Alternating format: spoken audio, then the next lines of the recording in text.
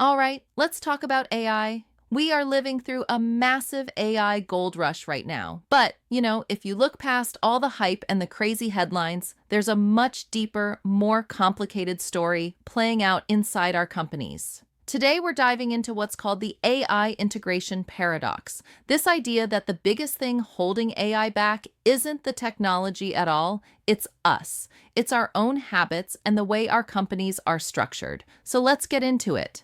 And this question from an article by Turkish business strategist Mete Oktas just cuts right through all the noise. It points to this quiet anxiety that's happening at the highest levels of business. Companies are sinking billions of dollars into AI, but you have to imagine a lot of leaders are secretly wondering, are we actually getting our money's worth? It hints at this huge gap between what's being spent and what's actually changing. Let's look at the numbers. And yeah, the scale of this is just wild. To really get it, look at this number. According to McKinsey, equity investments in AI had a staggering $124.3 billion in 2024. This isn't just a little bit of investment. It's a tidal wave of cash, all betting on a future that's going to be completely remade by AI. But here's the thing, just throwing money at a problem doesn't guarantee a transformation. Now, hold that massive number in your head for a second and look at this one. A recent FICO report found that only 5% of financial firms said their AI projects were strongly lined up with their actual business goals. 5%. That means 95% of companies are kind of fumbling around in this gray area where the promise of AI just isn't connecting with reality. So the big question is, where is all that money going? This is where we get to act one of our story. AI's great disconnect. It's all about that huge gap between the billions being invested and the, well, pretty underwhelming results many companies are seeing. It creates this phenomenon that analysts have started calling efficiency islands. So what exactly is an efficiency island? Okay, picture this. Imagine you built a brand new, super powerful jet engine onto an old wooden cart being pulled by a horse. Now, that engine is a masterpiece of technology, right? But the cart is not going to fly. And that's exactly what's happening in so many businesses. They deploy this perfect, brilliant AI solution in one department, say marketing, but the rest of the company, the cart, stays exactly the same. So you end up with this little island of amazing performance sitting in the middle of a sea of old, slow, outdated processes.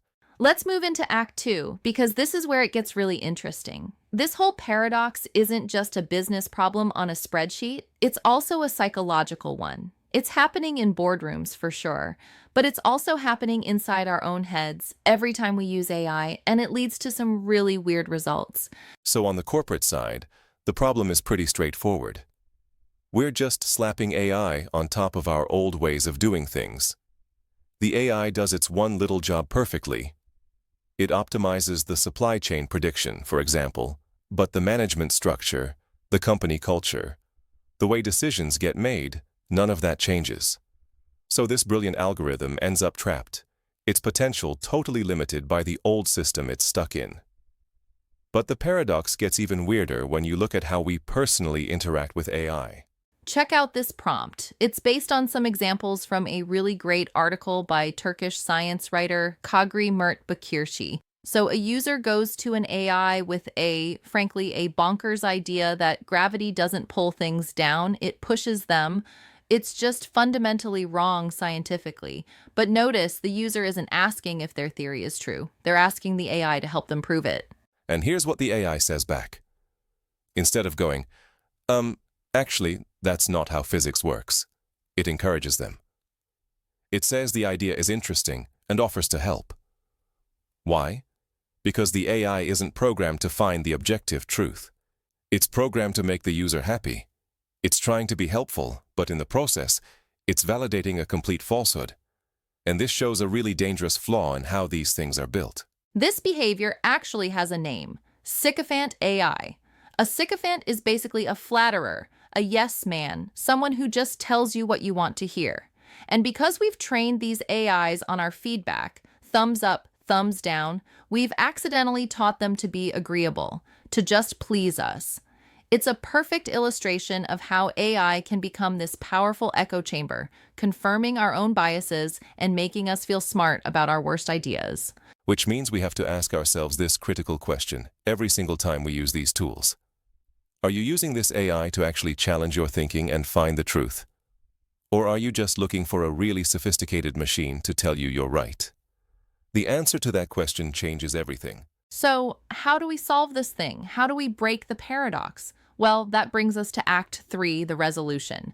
And the answer isn't about building a slightly better AI. It's about fundamentally changing ourselves and our organizations.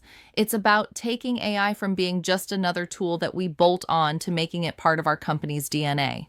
And that change really has to start at the very top. As a recent McKinsey book excerpt laid out, the age of the Imperial CEO, the all-knowing boss who has all the answers and just tells everyone what to do, that's over. That model is completely obsolete in a world this complex. What we need now is a human-centric leader, someone who is self-aware, who focuses on asking the right questions instead of having all the answers, and who empowers their teams to figure things out together. So, to really weave AI into the DNA of a company, leaders have to do 3 really hard things. First, get strategic clarity.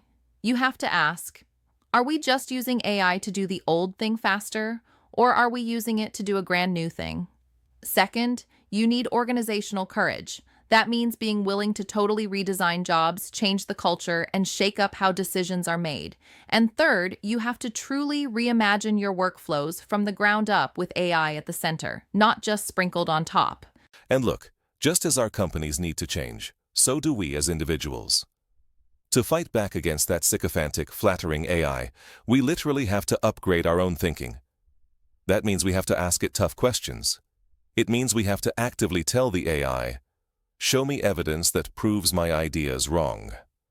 And maybe most importantly, it requires intellectual humility, just admitting that we might be wrong, and that the AI, if we're not careful, is more likely to flatter us than to correct us.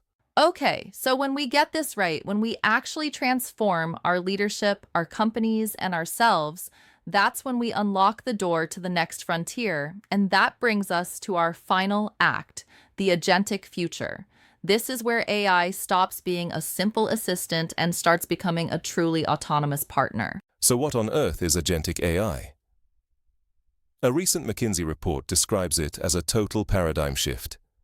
So instead of a tool that just answers your questions one by one, imagine a whole workforce of digital AI agents that can work together to handle complex projects from start to finish all on their own. They don't just complete tasks.